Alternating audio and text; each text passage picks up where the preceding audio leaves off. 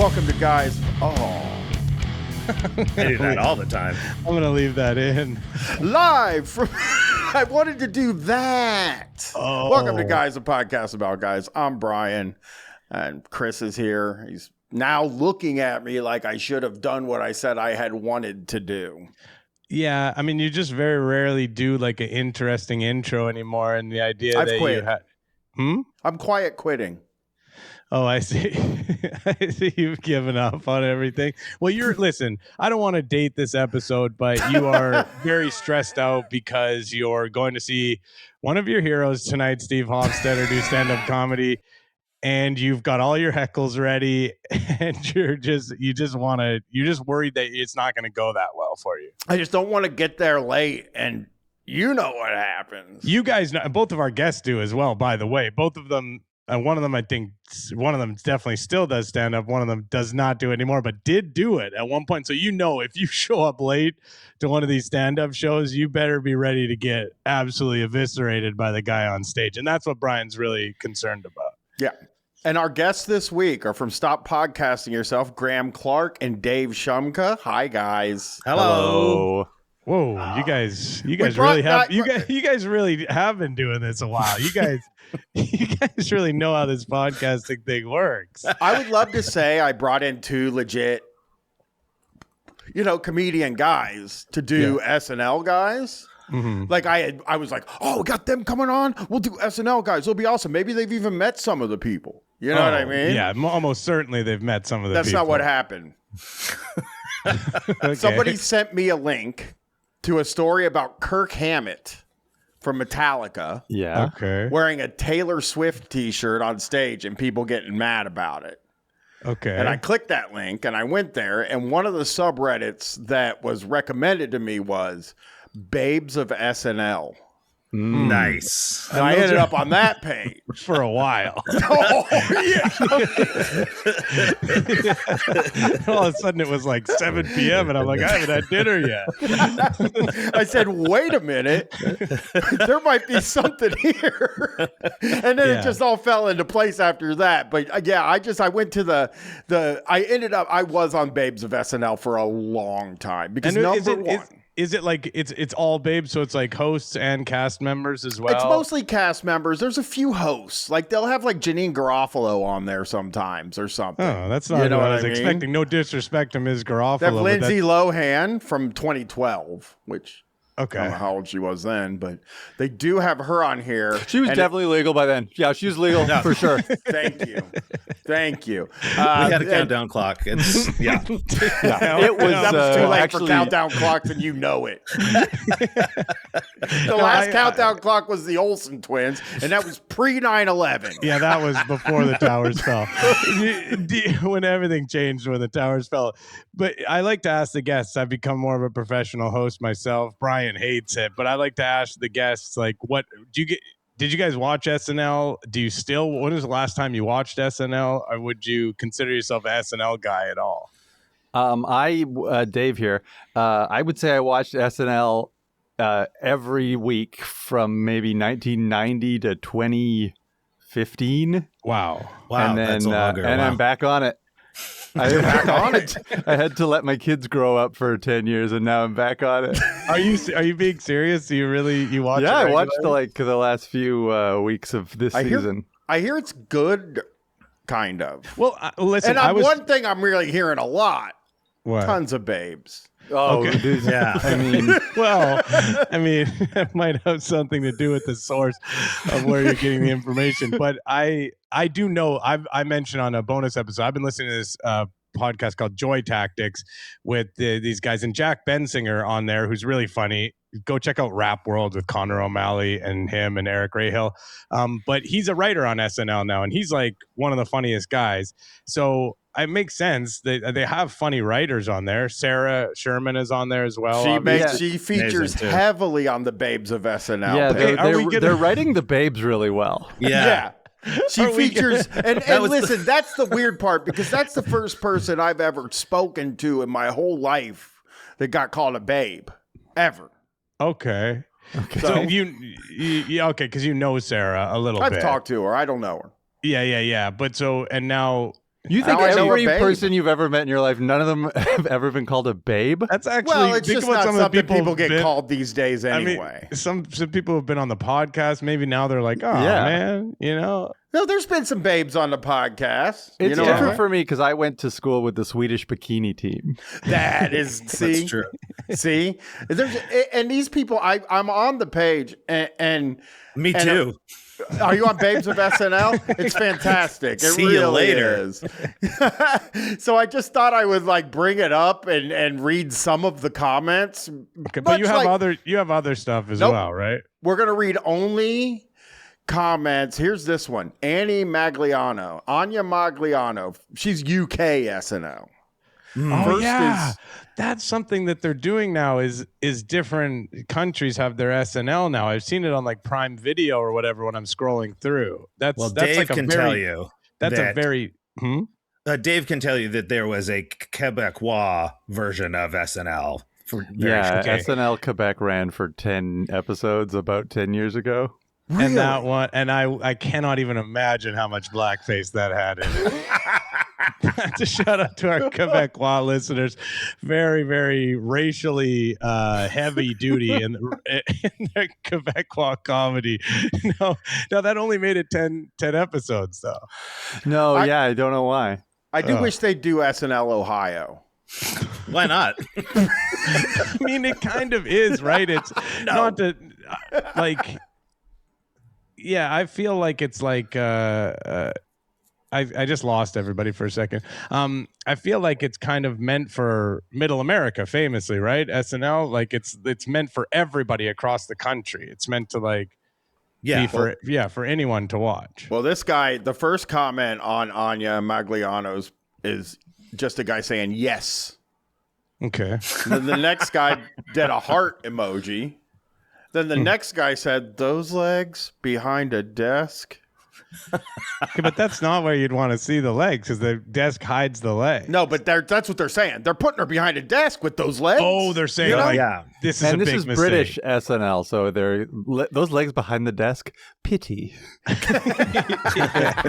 I'm not chuffed about that at all. Yeah. And then finally, this guy goes, "Cambridge educated, funny and beautiful. God does play favorites, and I'm talking about her, man." Oh, he's not talking about Stephen Hawking. The comment under a photo of her. We know who you're talking about. They're so funny. I do have other stuff. But I mean, yeah. we like that. There's like we cover some cover bands and there's the Iron Maidens. They're who great, are, by the way. You wouldn't think that they'd be good because they're women, but Yeah, they are good. that's what a lot of the reviews say. Like, surprisingly, they could actually do rock and roll music, which I wasn't expecting. But a lot of the comments they like to say, like, these girls are talented and beautiful, you know? Yeah. So I feel like this is the same sort of thing. Like, I'm giving her a compliment, but I'm making sure that I'm also objectifying her at the same time. Just I in also case she wanted reads those on this. Comedy Club comment cards. He's funny, but also This quite person, beautiful. this is Chloe Feynman. Okay, I know her. I know her. Well, She's you're going to she's hear a from- lot about her. This guy goes, "Never disappoints. Hope she does nudity soon." This guy goes, and this is good, "I like her hips, like Sarah Chalk." Sharon Chalk from like From Roseanne. she's from Roseanne earlier, then she was on Scrubs, right? I Okay, feel we don't like- need her whole filmography. This next guy just says, "So fine, man." Oh, nice. Get it? Like her name. Yeah. Then Sarah this Chalk was guy, the second. She was second Becky, right? yeah. Yeah.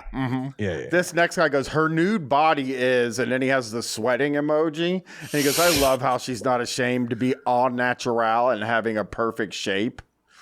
I like that it's like he's sort of framing it as like, I love that she feels comfortable with it, but that's not the reality. You are horny for it. It makes you feel horny. All right, we can get to some real freaks. I mean, those guys are the biggest freaks. Yeah, those guys are the biggest freaks, I would say. And I just have way the more of horny, that. the horny viewers. And sorry, Graham, Yes. are you an SNL? Did you watch SNL? I watched it very much in my teen years, and like kind of I lost interest once I discovered Mr. Show. That was Okay. before I Yeah. transitioned. That's fair. That's fair. But yeah, I loved the cast that was on when I was in junior high school. Yeah. And this is from @r/live from New York. Is that the main subreddit for it? Okay. This guy goes, lived in Temecula half my life. I don't get the Lisa from Temecula skits. Are we bad people? Is Temecula known for something that I'm just not getting? I never knew Temecula mattered much, despite how much the town has grown in the past 30 years. Yes, we have a casino and a little wine country area, but that in no way should have, quote, put us on the map, in my opinion. Also, none of that seems to matter much in these skits from the two that I've seen.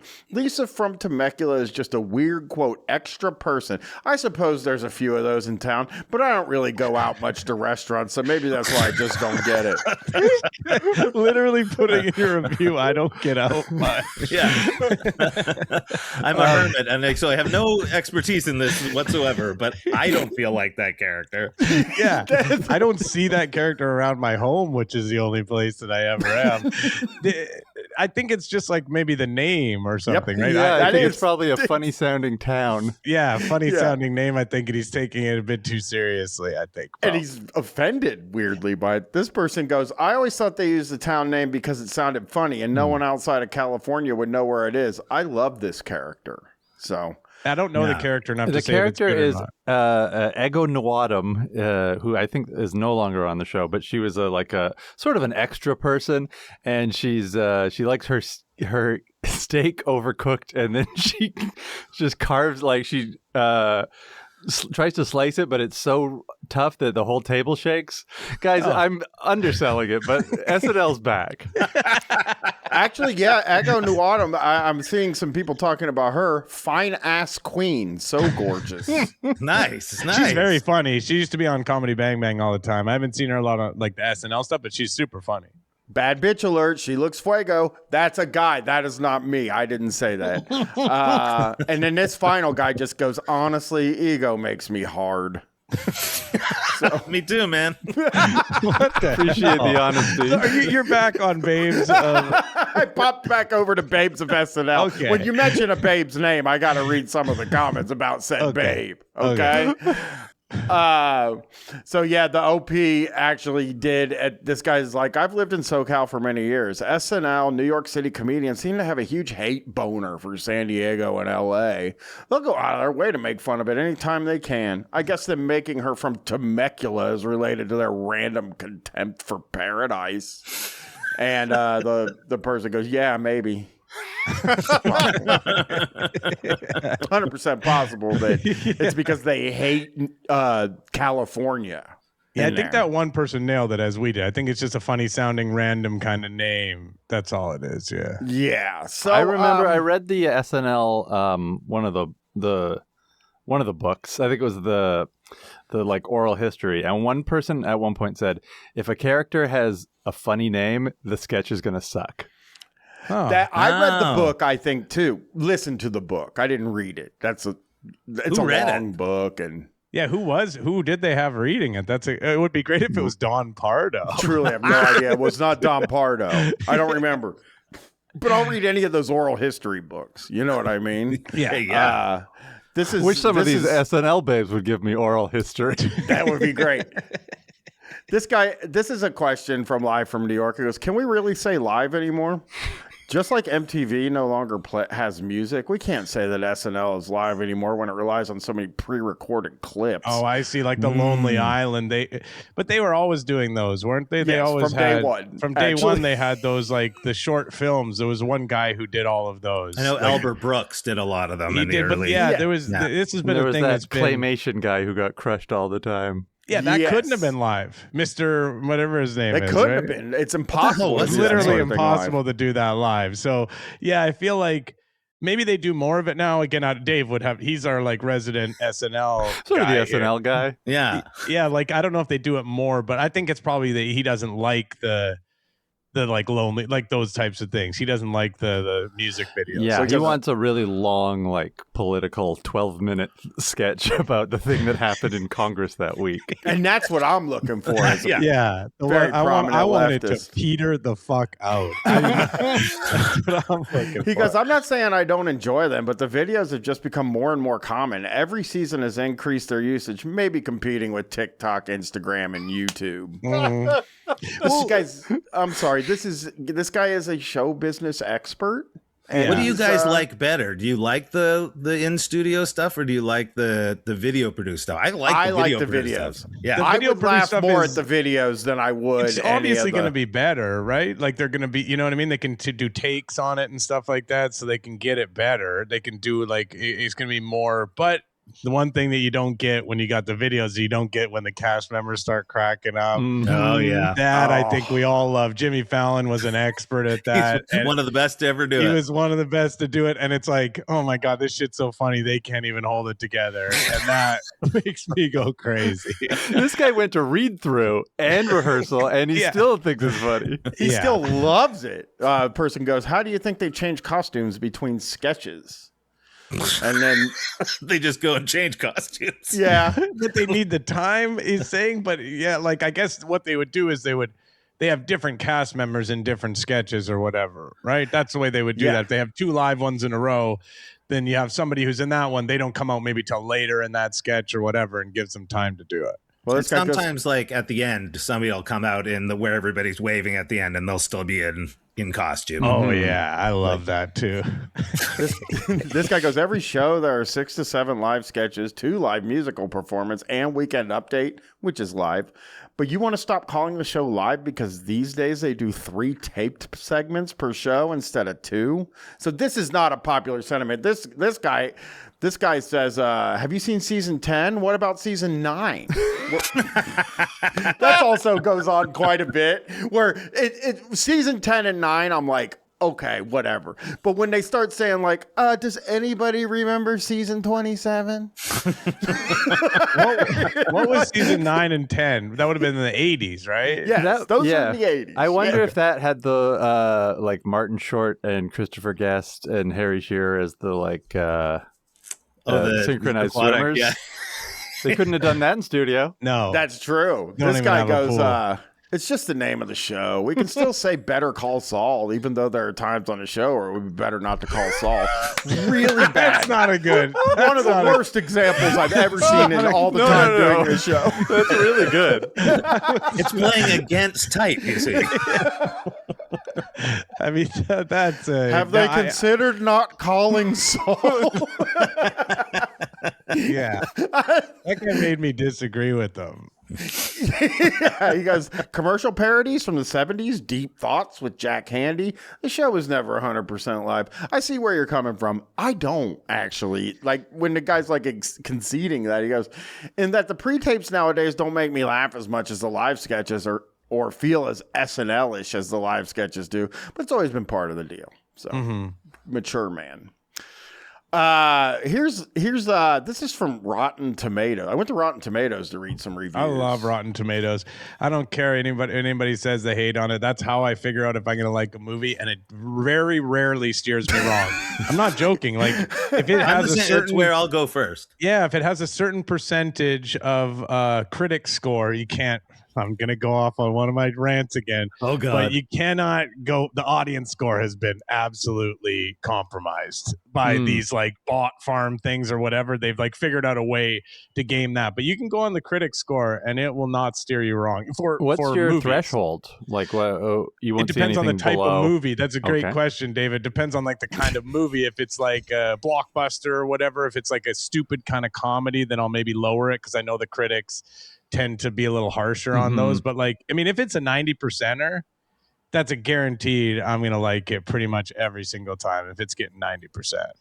That depends on the type of movie, because if a movie's 90%, it's some sad bastard shit. You're I'm not right. gonna If it's lie really to you. sad and it's talking about an issue that's really important and that you're not really allowed to give a bad review to, then you have to be a little careful. If it's just like the subject matter is such where it's like, well, you'd be considered a bad guy if you gave a bad review. Then you have to take it with a bit more of a grain of salt. For Have sure. you done it the opposite way? I've done this several times where I've watched a movie and then I see what the score is, and I'm like, sometimes I was like, oh, I'm stupid. Like I like that movie so much. I'm more of like, these guys are stupid. You know what I mean? If it's opposite of what I think and I look at it later, I'm like, it's not me. This is stupid. No, I love this movie. I belong in a freaking bot farm. Yeah.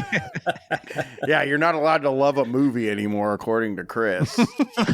Wait, I didn't say that. Or you're a bot. Yeah, unless it's a woke movie. You guys don't think you go see a movie and movies.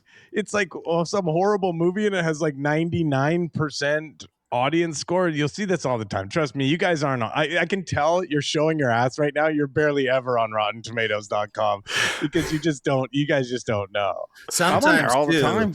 It'll be like they have a high review because there's only 3 reviews, and 2 of the 3 are like from the Christian Science Times. Yes. Yeah, and you got to be careful there because if there's no critics reviews and you don't click through and you just see it on Google, the Rotten Tomatoes score will go to the audience score.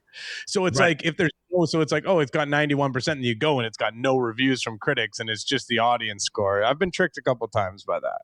Well, as a man of the people, Tony Hinchcliffe, I am name of his new special. Man of the People, which, by the way, not doing super well on RottenTomatoes.com, unfortunately. I only follow the audience score. Like, I don't care what the critics have to say. And I just go to Ain't It Cool News. That's me. Yes, that's a good one. Okay, Christopher gave season 51 a half of a star. Is that this most recent season? I believe it is, yes. Wow. I can rarely get through anything except Weekend Update, which is the only consistently funny part of the show. Too left-leaning. I miss SNL. Weekend Update is like the most left-leaning part of it, is it not? Or does Shay keep it balanced a little bit? Is it still Shay and Jost that are? It's still Shay and Jost, yeah. I thought it was always. Is it not always on the liberal side of things? Yes. Yeah, and that's the thing. From day one, it has been. But these people are so like. I guess they did have Donald Trump on as a host, and they were goofing around with him, which isn't the most liberal thing necessarily. But yeah, I think the politics of it and the writers are generally writing liberal-based stuff. Yeah, they also had Elon Musk on.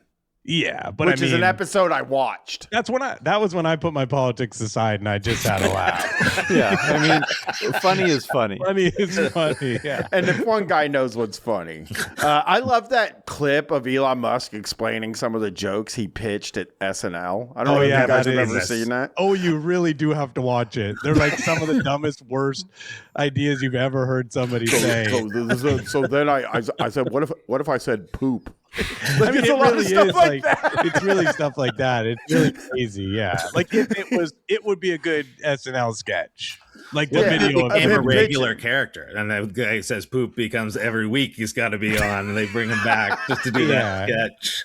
Yeah, that's Mad TV. That's Mad TV. You're actually you've taken the wrong turn off. You're looking for Mad TV. He goes too left leaning. I miss SNL that berated both sides of the aisle equally and seemed a little more bipartisan. That's such a funny thing to call a show. Because I don't remember. Maybe they were less political. No, they made fun of Democrats when they were president. The president used to be a Democrat. They made fun of him then. And they made fun of Republicans when the Republican is the president. You know? That's what it really is. They always have been political, right? They've always had like Chevy Chase was like Gerald Ford, the idiot or whatever. Yep. Chevy Chase. Chevy Chevrolet Chase. Dan Aykroyd was Jimmy Carter, but didn't shave his mustache. Yeah, that's my favorite impression. I'm not shaving it. They couldn't even give him like a thing. I guess it's hard to cover a mustache. It really is. This next line just describes the medium that the people are doing. It goes, sketches often just dress up and act funny. with no real punchline. I love the idea. I use fucking sketches. Mostly guys dressing up and acting funny. I mean, some of And them sometimes don't they have cameras in an audience too. It's like, what are they even doing? I mean, I feel like they don't have a point. That is one of the things about SNL forever and ever is their sketches go on too long or whatever, and they don't have like a good out, and they're afraid to do like a really short sketch, or it's just not the format. Well, they can't do a short sketch because they have to go change clothes. Everybody's changing clothes. True. Yeah. That's what's going on.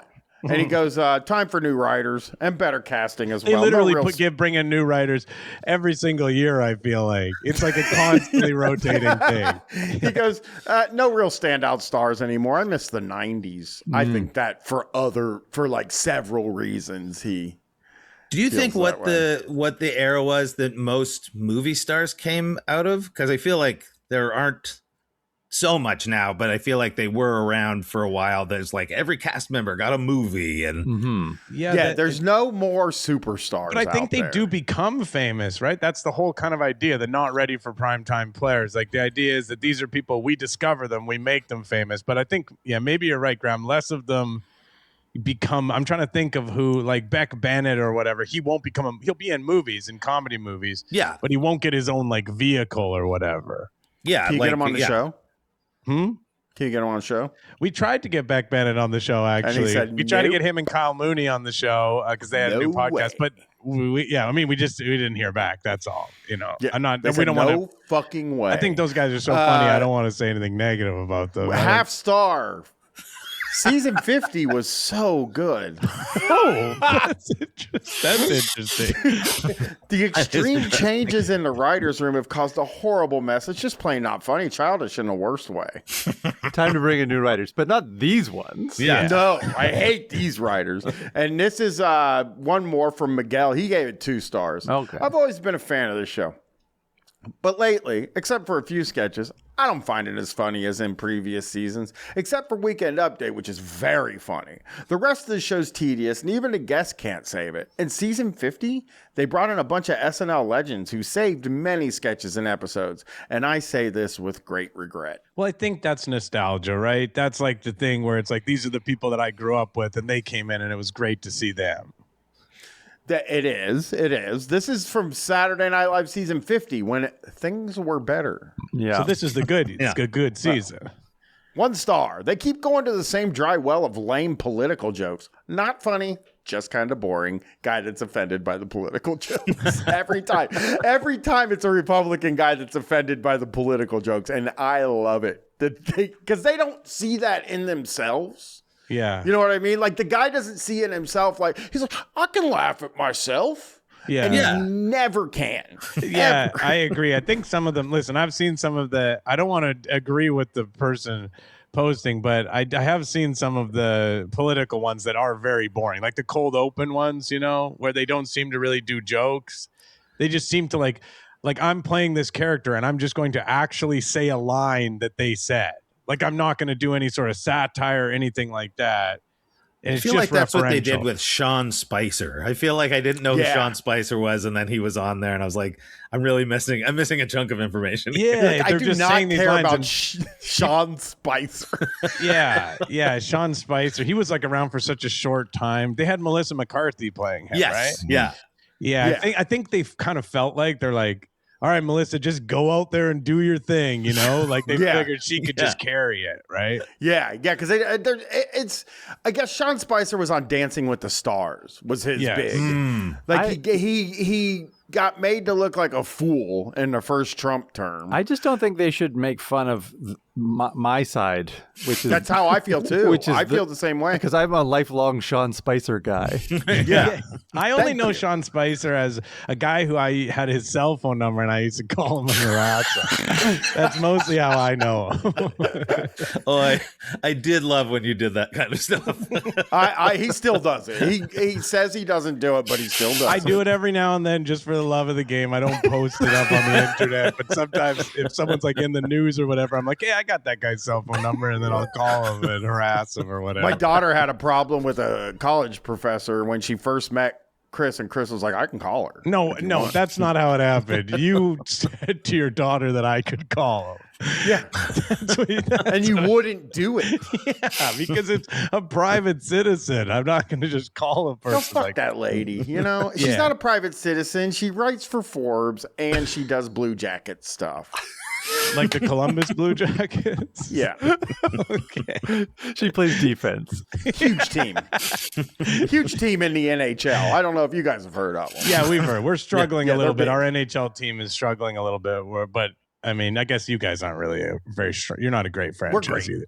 Half star. Show dropped off to a new timeline. I don't know what that means. It might be timeline. Timeline, I think, yeah. And it might be I don't know. Poor band choices. Worst writers in SNL history. Just lost the funny factor and became a bad train wreck. If you have to force your way through to see the celebrity host semi-save it. Entire writer group and cast needs a reality check or to be fired. It's disrespectful to old SNL. I'd rather get a colostomy unmedicated than watch this new season. Okay, hang on a second. Does anybody have this person's contact information? Because I think I know who the next writer needs to be of SNL. I think if anyone has their contact information, it's you somehow. Yeah, that some people I think. I love when they show through like these guys aren't funny at all, and then they do their version of funny in it, and you're like, oh, okay, I understand why you don't find these professional comedians funny. Yeah, I also that's like why the stand-up comedy guys episode was really fun because it was like, listen, I don't think most stand-up comedians are that funny. Hey, come on, we're right here. Especially Chris. I'm nostalgic for another episode in the middle of our episode. That was a good episode. I liked his comment where he was like, the writers need what did he say? It was like they need to be fired or like have a wake up call. It was like, yeah. They need Just something. that Maybe do like a prank on them or something where they believe they're going to be fired or something. Just something. Or Lauren should just go in and start yelling at them and throw like knock over tables and stuff. Yeah, Lauren doesn't yell at anyone anymore. It'd be nice to see Lauren in more sketches, I think. Oh, yeah, Lauren. I love when Lauren would be part of the cold open or whatever. They'd be talking to him backstage. Yeah, that he could flex his fucking comedy. Hey, listen, he's a Canadian. A lot of people forget that. Yeah. Yeah, but he sucks. Touche. Okay. You can have him. We do. We have Chevy Chase. Yeah, you guys have Chevy. Yeah. Laughs have been far and few between. That's him, not me. Okay. I did not get that wrong. That was him. I did see a guy the other day. So, like, I got to reading the comments on stories about Jelly Roll's divorce. Yeah. And I lost an entire day to that. Yeah, that was really sad. We were talking about that a lot when Jelly Roll. And what's her name? She has kind of a funny name, Bunny too. XO. That's right, yeah. And one of the ones I read was like, well, she's... You know, she was an escort. That might have been the camel that broke the straw. I think about camel that broke the straw all the time now. Because camels probably break 1,000,000 straws. Anyway, he goes, Weekend Update and Do Not Destroy are by far the strongest segments. Seemingly, when there is an amiable guest, some of the skits roll along fine, but other weeks barely get by.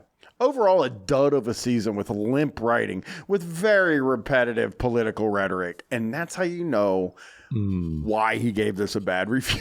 Again, anytime they say the political stuff is lazy, it is 1,000% because they said something that offended. What is the thing he said was okay? Do Not Destroy and Weekend Update. Do Not Destroy. It's called Please Don't Destroy. But it says Do Not Destroy.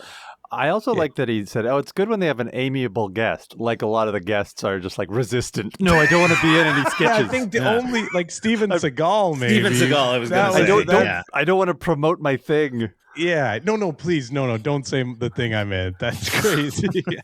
He goes, many WTF was that skits. Emil Joachim, Ashley Padilla, and Michael Longfellow have unfortunately had minimal on-screen time, while Jane Wickline has proven to be the, quote, poor choice hire of the season. These all sound like made-up names. Yeah, I was just going to say this could be all Jelly Roll. Sure people are coming around on Jane Wickline. Jane Wickline was getting a lot of... she was ice cold at the start of the year, but she was was red hot by the end. Check her out on Babes of SNL.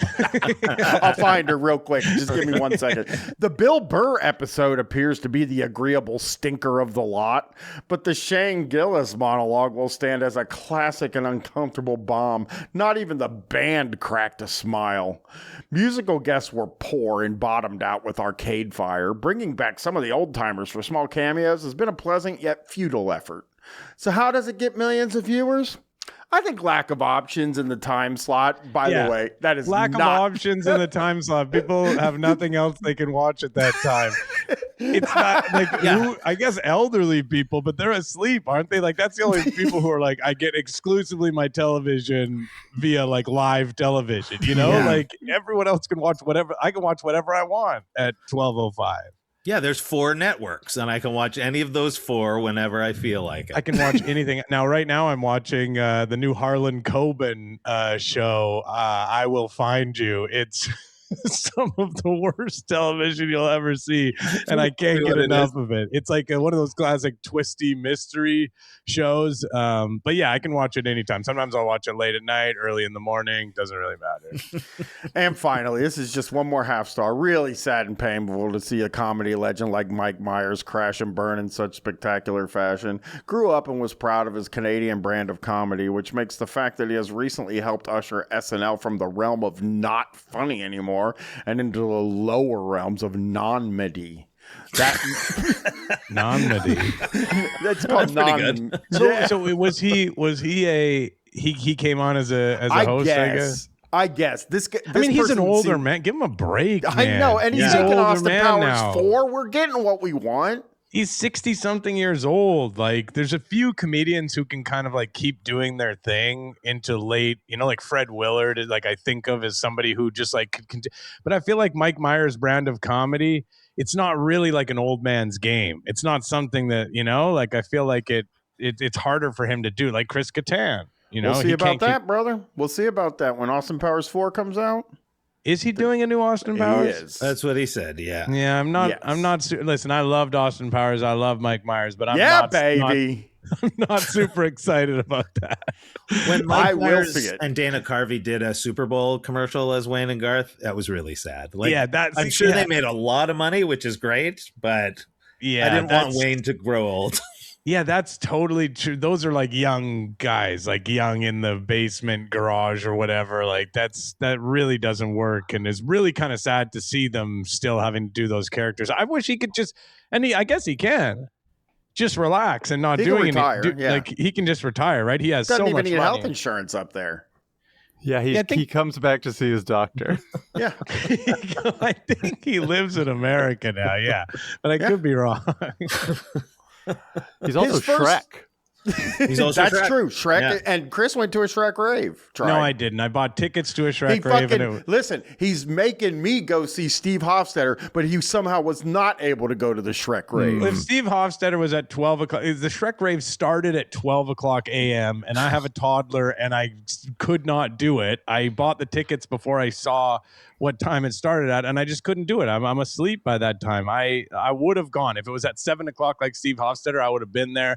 I would have had my donkey costume on. I would have been going fucking crazy. I'm going to see Steve Hofstetter. I have a child. How about this, guys? I don't have a child. Your child is 22 years old. Still a child. I'll go to any of those things if you want. I don't have a child, so if you want me to go to a Shrek rave, I'll go. Graham, hey, careful, buddy, because there is another one coming back very soon. I got an Instagram ad for it. I am on board. Vancouver. Actually, there's another kind of Steve Hofstetter's coming here as well, by the way, in July. He will be there. The Hofstetter will be there. His first season as a featured player on SNL, Kevin Nealon made $1,500 an episode, or $30,000 overall. This is from our /live from New York, and shows a picture of the contract. Really? Oh yeah, yep. And now we get into a really, really normal conversation about the cost of living in New York and what is a good wage, and a bunch of guys trying to say they know a lot about show business. This guy goes, that's roughly $4,500 in today's money. The current salary per episode for a rookie cast member today is estimated to be around $7,000. Now, I don't believe that. I would too. I would literally like actually kill a guy for that amount of money. How much is it? How many episodes do they do? 22-ish. Yeah. So That's and they good get money. they get 70. They get 7,000 per episode. That's what they're saying. But I don't think that's what they get. But yes, that's what they're saying. I remember like when Will Ferrell was on the cast. I remember hearing it was like 5,000 an episode. Oh, but that's but they make you sign like a 7-year contract when you get on, and so you're stuck with that salary the whole time. Am I crazy, or is that a really low salary? Yes, it's the reason that they sign you to a contract like that. It's worth it for a person to make shit money for 8 years, and it gives you it does give you exposure and gives you opportunity to do, like, they say, oh, we're going to pay you an exposure. SNL is actual exposure where you could get other TV shows and stuff like that, presumably. But you don't really need unfair. to pay rent because you're up all night writing skits. Oh yeah, also you true. You don't need a home. You could just live in the studio and out back at the studio. Rock. So does that mean that Keenan has been paid that amount the entire time he's been on the show? No, Keenan, are you kidding me? Keenan is making like Chuck Liddell money. Everything to me is like UFC, and because the UFC fighters get nothing. But then I remember he was one of the first guys that all the money would, a bunch of money would go to like the big headliners. I imagine Keenan is like that. He's like, he's probably part of the reason why they only pay the other people a small amount. And he's probably he made a huge amount of money playing Jermaine Jackson in Scary Movie 6. Oh, his Scary Movie 6 that. he doesn't even have to touch his SNL money. He goes Jay Leno mode on his SNL money, and he just gets by on his. Have you guys seen Scary Movie 6 yet? Is that the new drop? That's the new one. But we went to it we did an episode for our Hot Wife tier, and we watched it.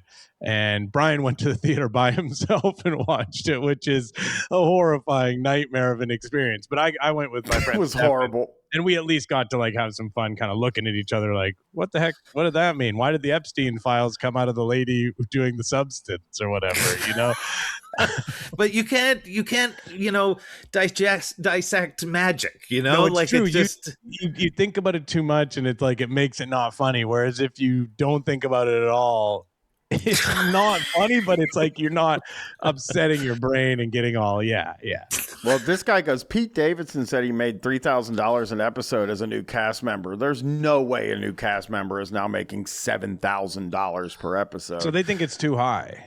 And then a guy replies, he goes, they only work on the show for 5 to 6 months out of the year, right? And then this dude goes, but it's still per episode. But it's per episode, so regardless of they're saying they can do other work though. That's what. And this guy goes, it's 16-hour days for 6 days a week for 6 months. But that's it. Then you can go like you could go like mow lawns or do whatever. In the other, you're like a Canadian Football League player. They could like the CFL. You could be a fireman in the off season. This guy says, I imagine most of their off weeks are just taking care of personal stuff and resting. Yep, that's me. Half the year working, half the year taking care of personal stuff. How much personal stuff do you have? Busy. I'm busy with personal stuff this entire week. This guy goes, they pretty much live at 30 Rock on episode week. Production's almost 24 hours a day. And they have craft services. And then this guy, the thing that Dave said as a joke is now been brought up as a serious point. Oh my God. What? My phone started talking. What is your ringer? SNL It was a babes are calling me. podcast. Oh, my friend Sam Cedar's podcast. Oh, Sam Cedar from The Majority. You were listening to The Majority show. Yeah, I do listen to it. Yeah, that's he where I might come on politics. the show. I mean, we reached out for him to come on the show. But I mean, we all know what happened with Kyle Mooney and Beck Bennett. So let's not get our hopes up, everybody. This guy goes, and part of that money goes to managers and PR. That's true. You ever consider that? Yeah. And this guy goes, a lot of new performers are probably living as meagerly as they can. Tina Fey said her first New York City apartment was so small she could sit on the toilet and cook at the same time. Yeah, but that's a preference, though. She wanted a toilet kitchen. Get some in and get some out. Yeah. It's just more efficient that way. And this guy goes, not a whole lot for what? Are they all planning on buying a ferry? Even in Manhattan, that's like 100 for 50% of the median annual income. It's only working for part of the year. I know comedy performer isn't a profession known for people with rigid financial discipline, but at that level, it honestly would be hard to live a fun life and actually build savings, in addition to, doing the coolest job in the world for your day job.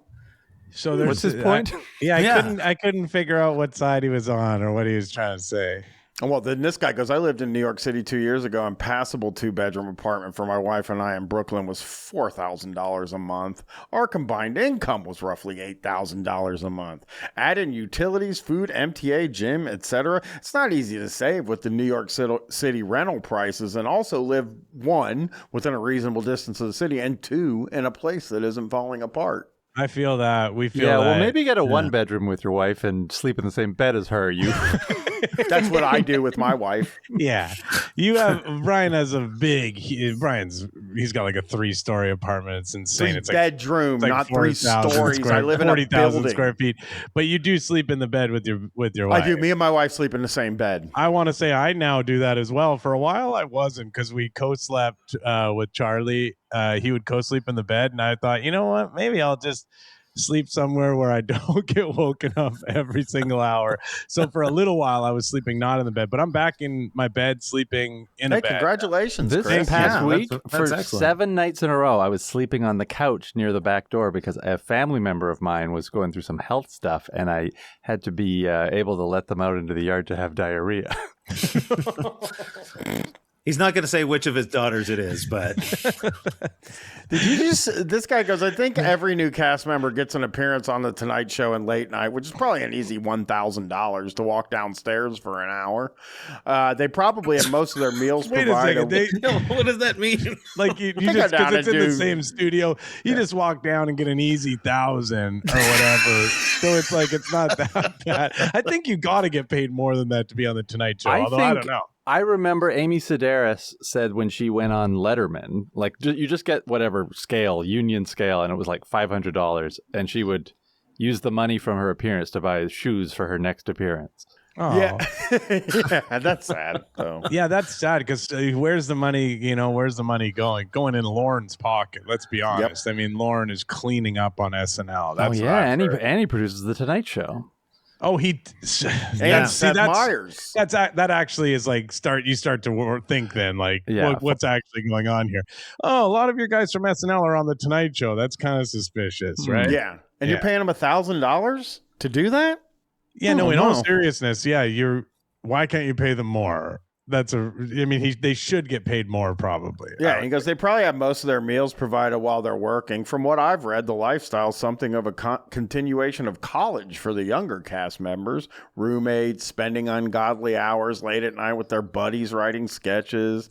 No real dividing line between work life and personal life. And maybe that was more applicable from the beginning through like the early 2000s. Conan describes it like that. Maybe someday Mikey Day treats it more like a 9-to-5 job, and it's able to have a normal life outside his time at SNL. But even he has a side gigs and cameos and bit parts and other things. Oh yeah, you can go on Cameo.com and you can make all kinds of money. I think they need cameos in movies. yeah. But still, think about it. If you're an SNL I don't think cast member, you're not allowed to be an SNL cast member on Cameo. There's no way. But if you're Mikey Day, you can go host Is It Cake?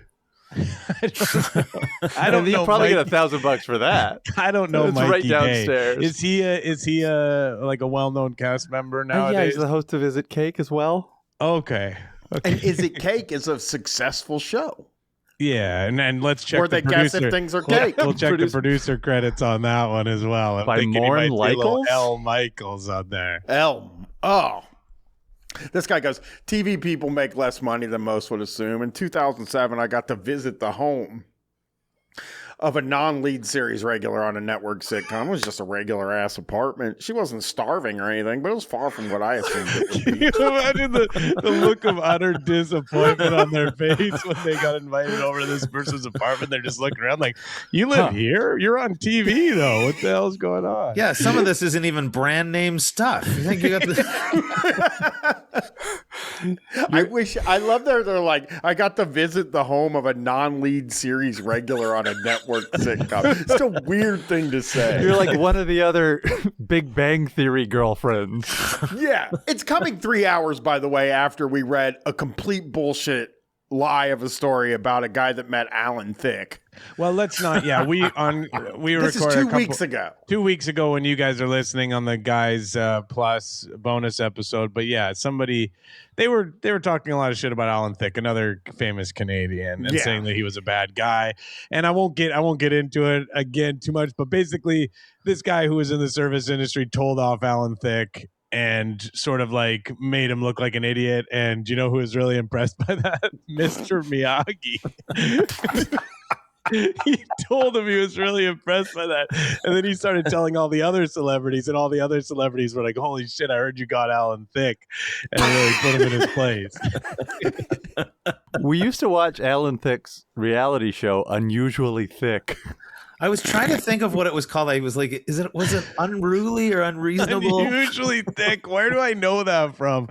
I've never seen it, but I've heard it like referenced a bunch of times. Maybe it's from Paul F. Tompkins doing Alan Thicke on Comedy Bang Bang, perhaps. We definitely watched, like, it ran for a while, and John Doerr was like he was kind of like a character. Yeah, he was like, he was renting his like pool house or something and getting as John Doerr is a really hilarious Canadian comedian. Maybe some of the listeners know him too, but was he like playing himself or he was playing a fake character? I can't remember. I think it was a fake character. Like he was like went to a bachelorette party with Alan Thicke's wife and then ended up in his underwear in the backyard. This wasn't entirely reality based then. Sometimes they do that. Sometimes they'll do fake stuff on reality shows. I do not like That's hearing a slow show business thing, I know. I do not like hearing that. I'll be honest, I do not like that. I tried that with my daughter like last week because she was like over at the house all weekend and she was like, you mind if I watch Love Island? And I was like, oh, that's just fake. She just starts crying. Worst kind of guy. She actually mentioned to me that something I like is fake too. Oh yeah, this guy's Graham is as well. By the way, this guy he's a big wrestling fan. Yeah, Graham, it's fake. My favorite live show ever was your live show at Little Mountain Gallery. The Ring-a-Ding-Dong Dandy. Oh, yeah, that was so much fun. That was so much fun. He would watch old wrestling clips, like from the good stuff, from the good era, you know? No, I mean, wrestling is great right now. Yeah, we're not. If you watch the right I watched stuff. the Royal Rumble this year, and it was. No, Brian doesn't like the good one. He likes the bad one. I like the good one. He likes AEW. Well, Graham and I went to a live AEW in Vancouver and that was weeks great, ago. I'll bet you. Oh, really? You guys went to it? Did you see the guy who wrestles with his hands in his pockets Shut the whole up. time? They don't care about that. Yeah, the masturbator. They think it's cool. There was a guy everybody yelled to take his pants off, and he took his pants off, and he was wearing like that was gold. Andrade. I didn't understand the lore behind that when I saw it. It sounds like a really serious fucking promotion. I'm a territories guy. I won't get into it, but I like the territory days, NWA world champion, Bruno Sammartino, people like that, when you'd get a good long headlock that you'd let the headlock breathe a little bit. Yeah, Smoky Mountain Wrestling. And I like when there was an NWA champion and they would go around to the different territories and then they would wrestle for the NWA They title. would go around to the different territories and do headlocks on each other. Yeah, they would go and see who had the best headlock. Yeah, exactly. The old Missouri headlock. Headlock versus full Nelson match. Who's gonna win? I was thinking, I was like, wait, WWF, the World Wildlife Fund, wouldn't let them call WWF that, the wrestling one, so they made them change. And then you were talking about NWA. Did you mean NWO? No, NWA, National Wrestling Alliance. So did the rap group let them keep NWA? They preceded. And they let the rap group keep it? Yeah, they said no problem. They said no. This was back when wrestling as long as people are saying it. Yeah, if anything, this is good cross promotion for us. So yeah. This is great. Big Boss Man shows up.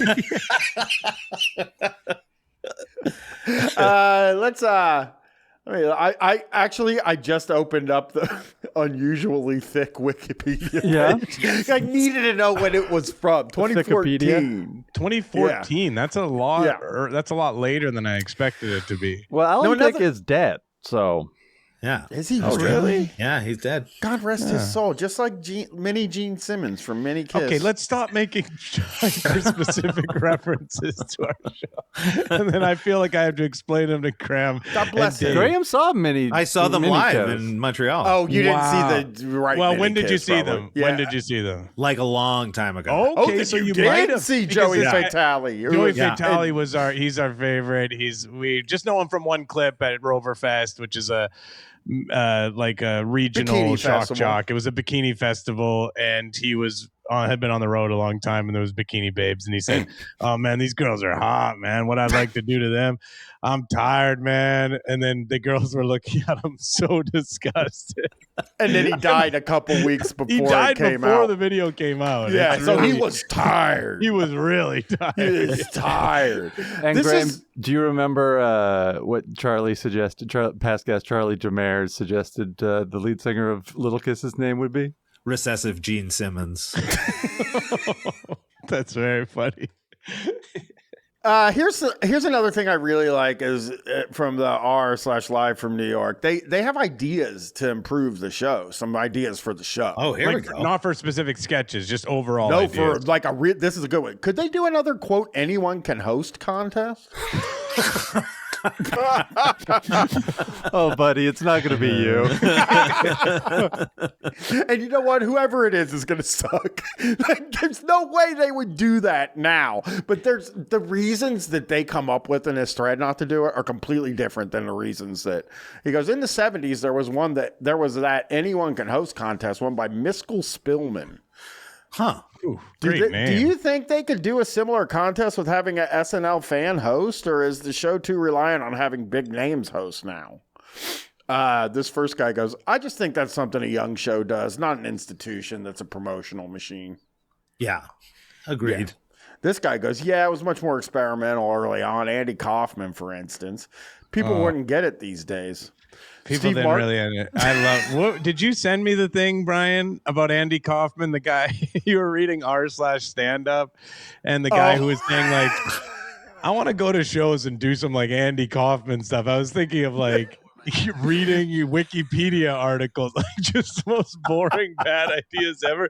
I would microwave a Hot Pocket. Like, it's literally wanted to go to open mics. I can get that real quick because I think you guys will love it. Yeah, I do love. I think that a key thing to being like an Andy Kaufman like performer is to like understand how to do it properly first. And then maybe you could like subvert or whatever, do whatever it is that you want to do. But I like a lot of these guys just being like, I want to go Andy Kaufman mode and just go up there and do terrible stuff that everybody hates. And open mics, no less. Yeah. Yeah. Trust me, that will be happening. You don't have to do it. There are. Shit, I didn't text it to you. Oh, I know where it went. I'm not going to be able to find that. It's in the group chat. Actually. Yeah, the group chat goes crazy. But yeah, the guy was just like, yeah, like I could read a book or something like that. He did it's like, that. Andy Kaufman did. Yeah, he did. Yeah. I loved Andy Kaufman. This guy goes, Steve Martin did a live set in L.A. in an empty swimming pool, and at another one of his shows, he took the audience across the street to McDonald's. Even Letterman did a ton of street stuff and weird experimental comedy in his early days. SNL is very far from that point. I mean, they're not wrong. We're far away from the bumblebees.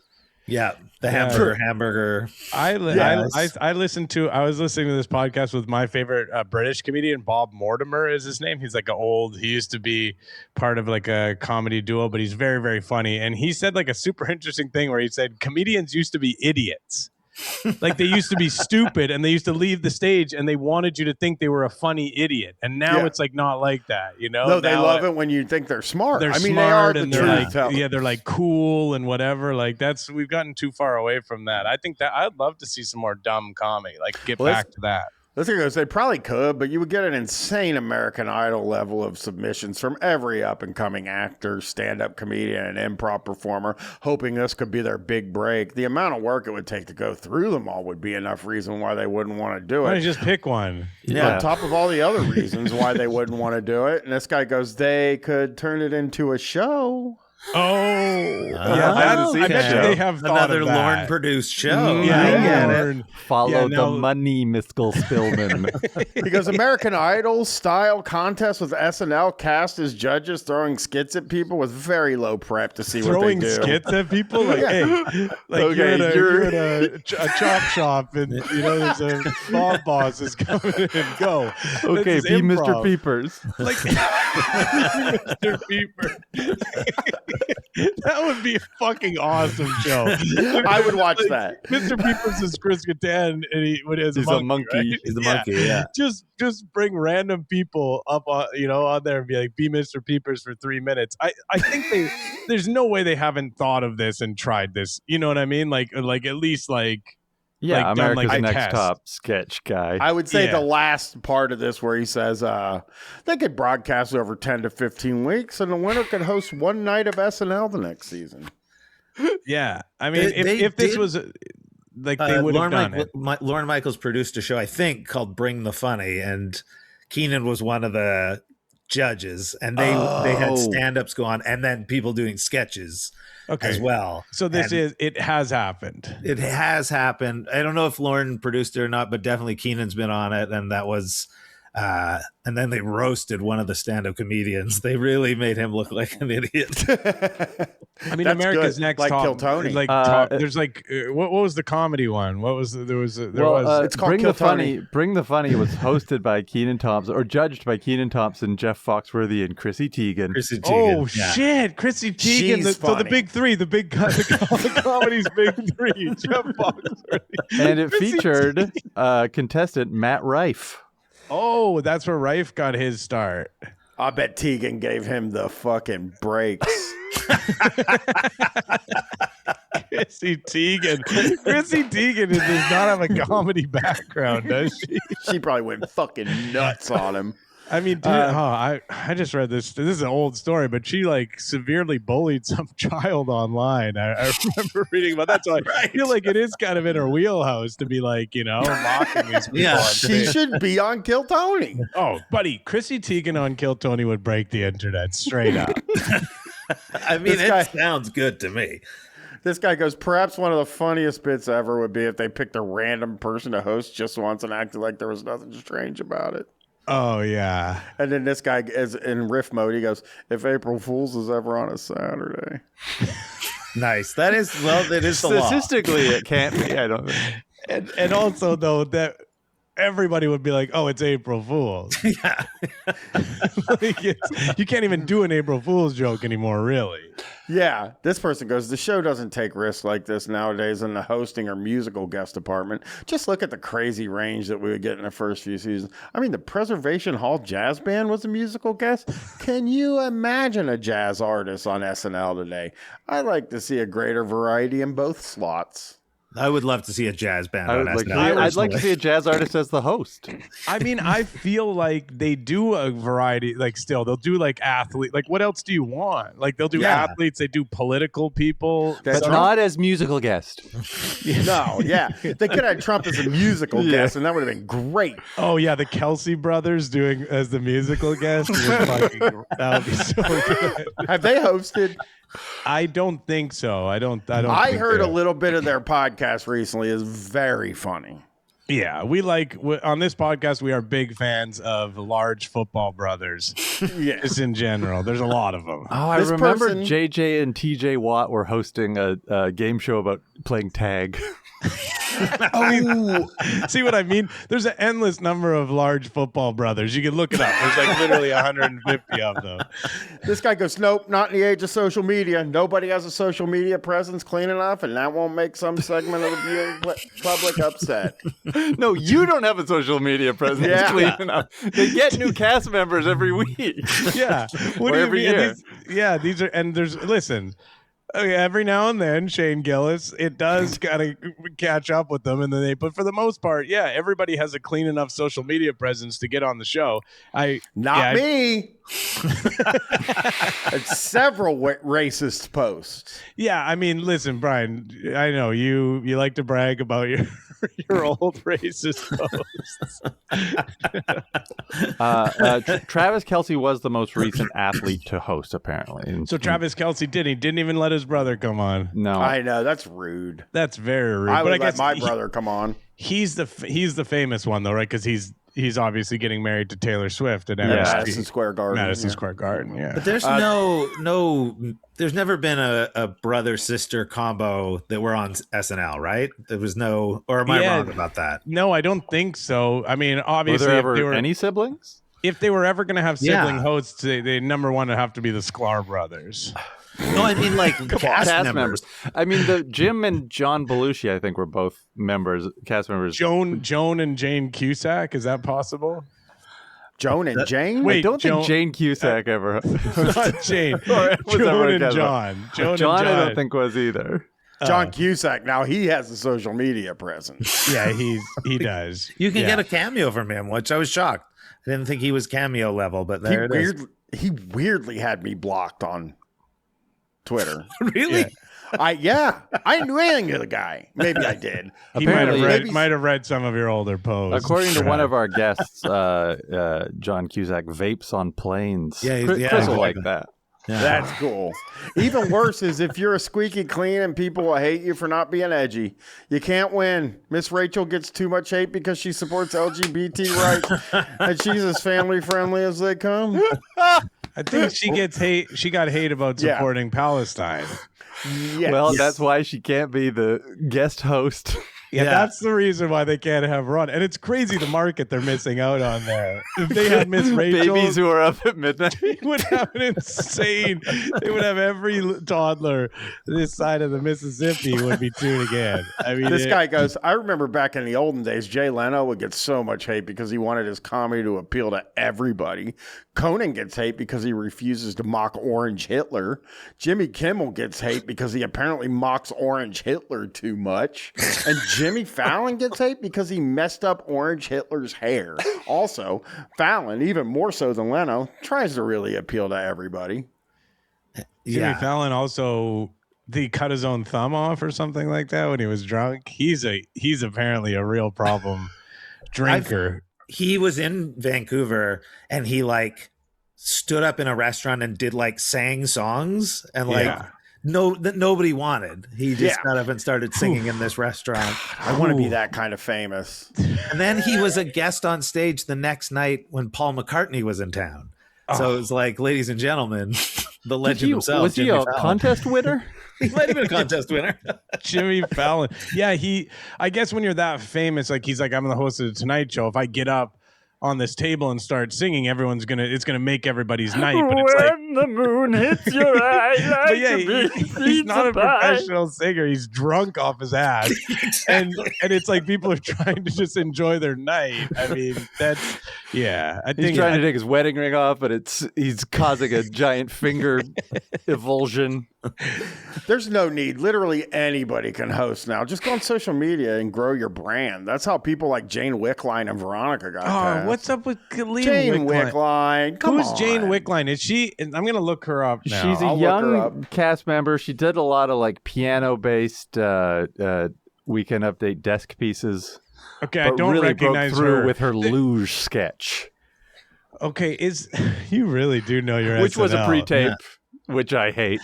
There's like a new cast member who got a lot of hate who was like a social media person, and I know I only know her because she would do like you got Nathan Hare who's like did comedy in Vancouver. Yeah, he like does a lot of online videos and stuff, and she was in them, and she does like kind of like real online brand of humor or whatever. And I remember she got I think this year or last year, and I did see some actual like is it pushback. Veronica Slowakowska? Yes, that's who it is. Yeah, the first Canadian cast member since Norm Macdonald.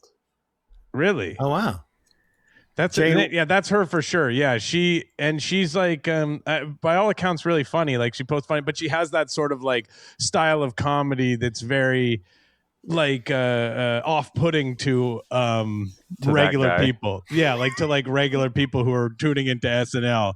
So I do feel like that happens definitely where they're like they'll just let anybody with a social media brand. It's like, no, she's also like a comedian. You know, she's done and comedy. like being good on social media, making funny videos might translate to being on SNL. Yeah, where you're doing funny videos. Yeah, it's true. They're just like, oh, they'll just let anyone who's grown their social media brand by making funny videos to come on SNL now. I did just look up Jane Wickline. This guy goes, she's not traditionally hot. She's uniquely hot, plus attainable.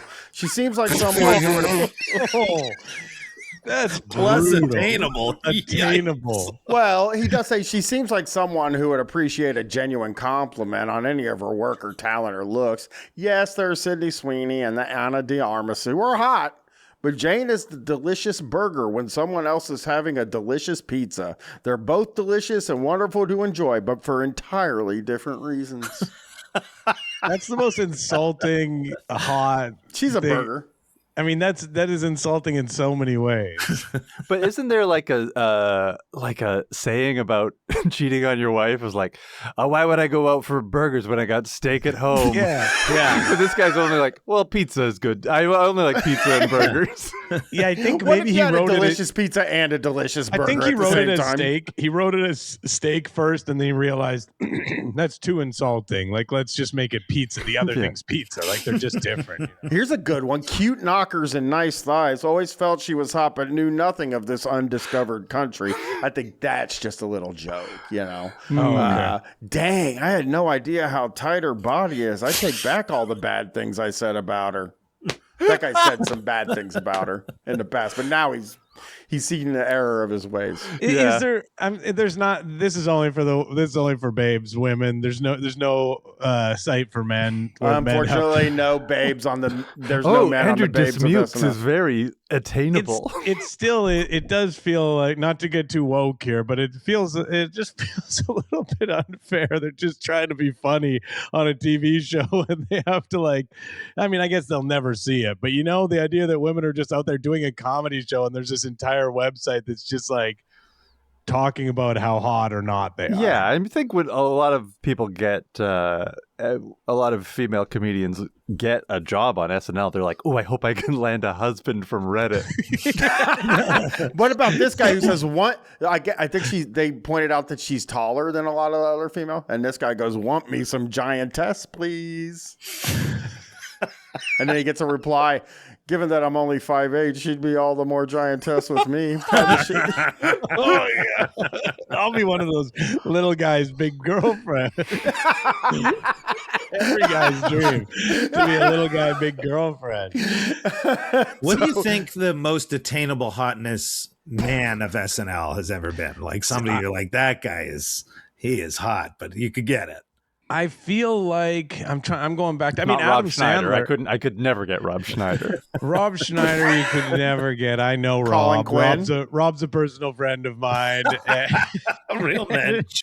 He would never go. Yeah, he's one of the worst human beings I've ever spoken to on a personal level in my life, and I mean that. I feel like Adam Sandler has that kind of like, you know, attainable. Like he seems real down to earth kind of. You're kidding yourself. You don't think I could no get Sandler? chance. I mean, that's great. He's like always out at the YMCA shooting hoops and stuff like that. I feel like you could definitely get his ear, perhaps, right? You could talk to him, perhaps. And Yeah, if you had a good layup or something, he could be like, yeah, exactly. okay, You could like, or you just set a good screen for him, and you're like, "Hey, Sandler, I got you," you know.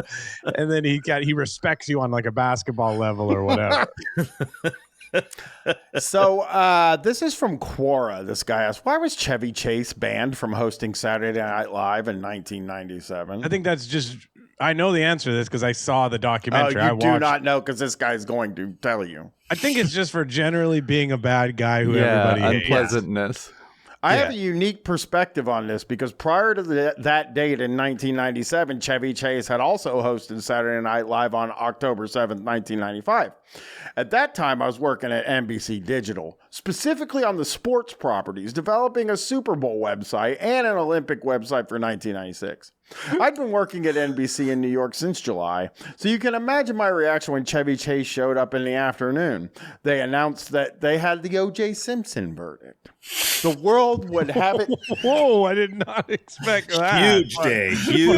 Chevy Chase is coming by my work to tell me if he's guilty or not. The world would have to live in suspense overnight. The verdict had come down so unexpectedly fast that neither prosecutor Marshall Clarke nor defense attorney Johnny Cochran were at the courthouse. Judge Lance Ito ruled that the decision would be read the following morning at 10 a.m.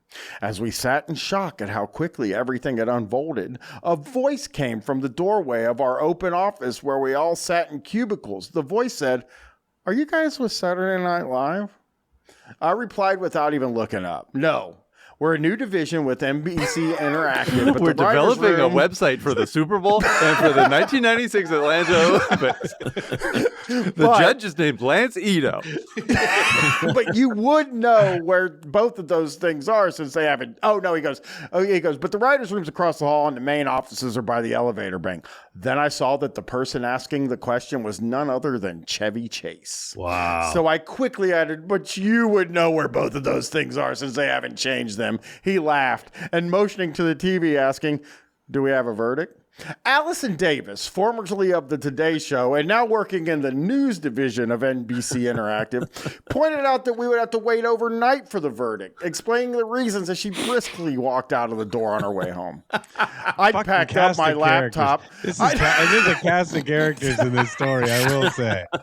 I'd packed up my laptop and was ready to leave myself, and that's how I ended up walking to the elevator, riding down to the first floor and standing in the lobby of 30 Rock, talking to Chevy Chase for probably about another 10 minutes altogether. So he followed him out there to go talk to him. This next line. Well, who was I? I was nobody. I was just a kid from Canada, not acting like a starstruck goofball, but having a regular conversation with Chevy Chase. And that kid from Canada went and grew up to be Mike Myers. He wanted to know what the odds in Vegas were for the verdict. He said, "I'd like to put $10,000 on not guilty. I think he's going to walk." I'd read something earlier that day stating that odds makers had settled in a likely guilty verdict for betting on the outcome. So if you bet on not guilty, you make about $4 per every dollar bet in the end. If he'd have placed that $10,000 bet, he would have made $40,000, I think, if I remember it correctly, regardless. Which I do because I remember every fucking second of this interaction. Regardless, I found him to be nothing but a gentleman. He was really nice and polite, and I didn't have any issues with how he treated me. As I understand it, though, the next week he hosted on SNL in 1997, he wasn't the same. Okay, so hang on. So that you're telling me that whole story was completely meaningless for what we're talking about. You're just like, yeah, he was nice to me. Anyways, all that aside, I guess on SNL he was kind of rude. Something probably changed. He maybe was upset about not betting that. Yeah, $10,000. Yeah, he knew he should. Yeah, the 40 grand would have really changed. I do. It wasn't. He's not good. done. By the way, there's more story. Oh, more story. Okay. There's way more story. By that time, I moved to LA after the Olympics to begin working on The Tonight Show with Jay Leno. Web project. A web project. I was like, why is he working for Jay Leno? The pause. I heard that Chevy had been a real jerk. One of my friends on the show, a music coordinator, was very nice. But when I asked him about it, he just said, "I don't want to talk about it, but it was ugly." That's all he would say. Apparently, people on the show were often quoted as anonymous sources in news reports without realizing it, thanks to reporters who weren't fully upfront about why they had befriended certain people. Hence, my friends, "I don't want to talk about it" response, which likely pointed to the ugliness of the situation. If I had to sum it up, I'd say I found him to be more like his Fletch character than anything else. Fun. He was solving mysteries around. He's showing up in costumes. He was less like Clarke Griswold and more like Funny Farm. This guy's stories all have to be great. Well, no, I watched the Chevy documentary. They talked to their like main guy they talked to is the guy who made NBC websites in the 90s. I wish Leno's website was still alive. I would love to see. And you go back to the Jay Leno. He goes, I could see how that persona could become super annoying, especially in a professional environment. So that is the story of why Chevy Chase got banned from hosting SNL in 1997. Yeah, I mean, the full story. You're not going to hear that anywhere else. Yeah, the crux of it is that he was a jerk, but there was a lot of stuff surrounding it. He wasn't a jerk to me, man. No, he was like, I wasn't starstruck at all. No. Yeah, that's the whole thing too. Is like we do encounter a lot of people that meet celebrities or whatever, and they're just like, you just talk to them like a normal person, and it's like that's the key. They get so many people who are like there was the one guy in the autograph line at the meet and greet or whatever. Is like some people are probably just going crazy to see you, you know? Yeah. Like, and then you talk to them on their level, and then they're going to be more, you know, they're going to be like, oh, this is like one of my kind of people. That guy was at a death metal concert talking to a woman who's in a death metal band. Yeah, and he's like, who was signing autographs. Probably... He's like, you're probably, some of these people are probably so annoying to you. It's like, okay. I love that guy, though, because I like it when he said, who was I? I was nobody. Love it. Just a kid from Canada. You know, who's that movie producer that did his own narration for a documentary? Robert Evans. Robert Evans. Did I think movie. It was a mistake? Sure, I did. Here's a question on Quora too. When you heard Timothy Chalamet sing Bob Dylan songs on SNL in 2025, were you genuinely moved and charmed? I didn't know he did that. Richard Orange says, no. I was not moved. He's an actor, and he has a voice, and he has money behind him and training to sing and mimic the great artist for the role. It's that simple. It happens quite often with actors that are called to sing for a role. Yeah. Yeah, they do have all kinds of help to help them like sing and all that stuff. So it's not really I mostly watch SNL to be moved. Yeah. It's a variety show. A lot of people forget that. When Kate McKinnon played the piano as Hillary Clinton? That's Hallelujah. That's why I'm saying people are like, oh, this sketch isn't even funny. It's a variety show. Some of them are not meant to make you laugh. Some of them are meant to move you, like, and make you feel different emotions other than like. Joy. Sometimes they had Andy Kaufman on there, and he was like one of the weirdest guys. He's a fucking weirdo. It's like, you think this is funny, Andy? I don't know if you've seen the rest of the show, but you don't seem to be on the same page as everyone. He's crazy, but he might just be brilliant. Here's I do like the idea of scary sketches or other variety. This is a sad sketch we're doing tonight. Scary sketches a is child really that's been murdered. That's like that would be super cool if they did the same cast and everything, you know, like they have like Keenan's like playing a role or whatever, and it's just an actual horror child murderer.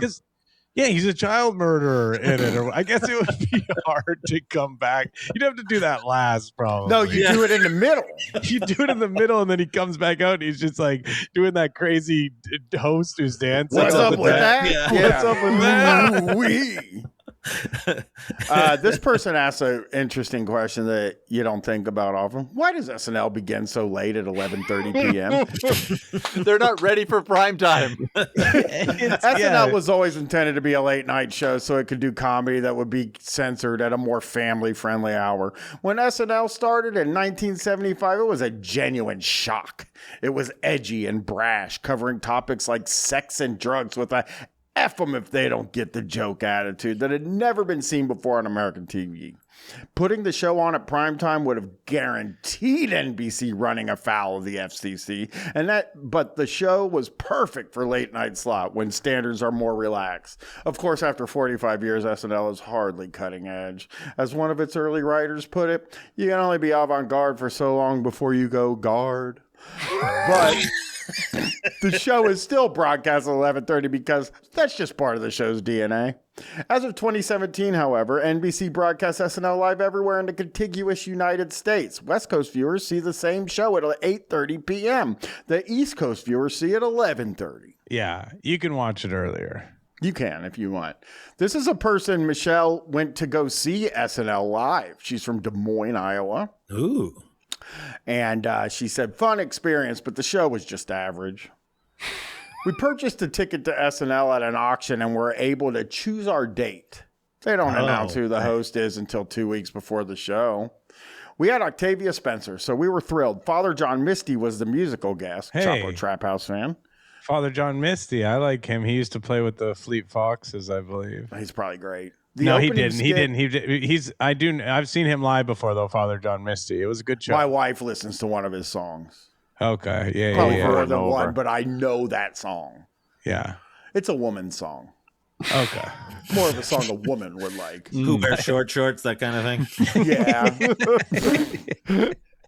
He goes, the opening skit was funny, but it went downhill from there. The writers just aren't as good as they used to be. We were hard pressed to find much humor in any of the skits. The experience was still fun, just fun to be at the show, see how things are done, and be in that atmosphere.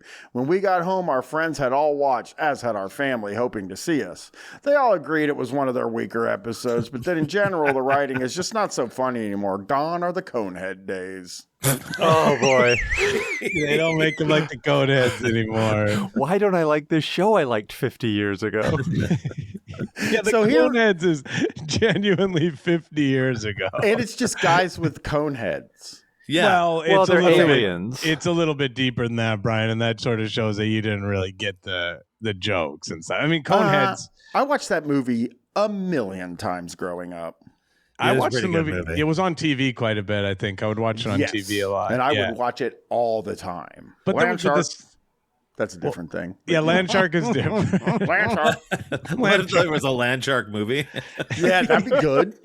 Yeah. That and could be a somebody horror. did Yeah, ask. horror. Yeah, that's what I was just thinking, Dave. A land shark, but it's like dead serious, and it's like it's actually a shark that's on land that's genuinely eating people, children, perhaps, if you want to really make it impactful. But it does knock on your door. Yeah, Yeah. And I wish I would have kept this thing that I found, but because there was only like one reply. But they're like, why hasn't Steven Spielberg ever hosted Saturday Night Live? And somebody said, do you think he was offended by Land Shark? That's funny. That is a good line. That person's being funny. I hope so. Apparently, Steven Spielberg is a huge fan and like goes and hangs out every single week. That's sad. Really? I would is that too. really true? Yeah. Oh, because I think Good Neighbor, they talked about it, like the Kyle Mooney and Beck Bennett and stuff. He like sent them a thing. I guess his daughter maybe watched a thing with him. And they talked about it, how he sent an email being like, I'm a real big fan of your work. I really like it. So he does love sketch comedy. I wish he'd listen to our show. You wish Spielberg He we would could get Spielberg. love it. I would love to. Yes. I saw his last movie and I didn't like it. corniest. Listen, it has some, we don't want to say it's all bad disclosure day, but it has some of the corniest dialogue I ever heard in a movie. Really Guys, like a parody level. I loved Disclosure Day, and I'll also tell you this. I loved that Saturday Night Live movie, the one about being backstage at Saturday Night Live. Oh, what? I haven't watched that one yet. SNL. I almost read reviews of that. We'll have to do that on a bonus episode. What's that Read called? reviews of it. It's called Saturday Night. Saturday night. Yeah. I did not watch that. And I was going to get reviews of the Lorne documentary too, which I can't. that was like recent. That came out I recent. will never watch a documentary about Lorne Michaels. I would allow somebody to hit me with their car before I would watch a documentary about There's Lorne also Michaels. a documentary about like behind the scenes about how they make an episode of it, and it's directed by James Franco. Nice. Hey, that guy, he's got some problems, huh? This is from Facebook. This is from the official Saturday Night Live Facebook. It is, I'm not going to play the sketch, obviously. It's a sketch called The Ghost of Jeffrey Epstein Pays a Visit to Trump. Okay. And this is one that somebody's come up with, or this is a real sketch? This is their sketch that they did on the show. This is from the official SNL Facebook page. And this is a sketch that they did on their show. Okay. And I'm just going to read some reviews from Jordan here. He goes, Trump's going to lose his mind when he sees this. He's like, my old friends at SNL. You guys, how did you do this to me? We joked around. We goofed around before. This guy goes nuts, though. He goes, expect a truth post at 3 a.m. today and capital letters about this. SNL is failing. They have no talent, and they have not been funny since the Dick in the Box song. I tried that once for Melania, and she loved it. Melania has always loved small gifts. Cancel SNL SNL. Thank you for your attention on this matter, DJT. This guy goes, these are government facts. I'm glad we're turning it into comedy. Hope Trump saw this. Awesome season ending. Then a guy replies and says, government facts? That's kind of an interesting way to describe a fact. These are government approved facts. You understand? This fact is, yeah, definitely. The government said it. This guy goes, the best comedy show based on real life, past and present. Next guy goes, I watched it. I love comments. I love Facebook comments that are just a guy saying, I watched it. Yeah. Am I required to comment? All right, here it goes. I read when we did a toy episode. We recently did a Toys Guys episode. And there was this thread about these Frisbees that used to come with a pair of Keds sneakers. Okay. All right. And one was red and one was blue. And every single comment was a guy from like a 70-year-old guy saying like, I had blue. Or like a 70-year-old person saying, I had red. And it was every comment down the thing. And I was like, why are you doing this? Just to feel like like you're part of this thing, right? Then I found out my mom does it. From my daughter told me that my mom has joined a bunch of Facebook groups for like 90 Day Fiance and stuff. Oh, sure. And she comments on all this stuff. And she's like, I think she deserved it. I don't think they ever loved each other. And I'm like, you know what? I'm glad she's talking to somebody because she's not calling me anymore. And it's hard to meet new friends, you know? Yeah, especially when you're really annoying. This guy, finally, this guy goes, I'm surprised they didn't have Hillary Rotten. Hillary Rotten Clinton. That is a good name, though. Hey, you can't make fun of that. That's funny good. That's a flub for sure. But that's flub. Also, people have used that one as well. Like, what you mean, Hillary Rotten Clinton? Horny, rotten creature. horny, rotten creature is just so good because you don't really, you need context. Yeah. You need full context. Like, in the future, still denying knowing I'm with Bill Clinton next to her in the blue dress from Jeffrey Epstein's picture. That would have added to it. It would have had everybody laughing because you're not just pointing at one, you're pointing at everybody as your target. Yes. But whatever, it's SNL. They aren't as good as they used to be. Yep. What are these people's alternative? What are they? What's the sketch show for them if Red SNL Eye. is? Okay. Gutfield. I don't know if you know Gutfield. Have you ever seen Gutfeld? It's a fantastic show. When I found out that, I'm going to run out of time, but I'm going to say this. I did an interview with a guy who was in a metal band that I absolutely fucking love. Like Power Trip. Riley Gale, lead singer of the band Power Trip. We interviewed him and he died a couple days later, right? Shit. Yeah. What is it with these?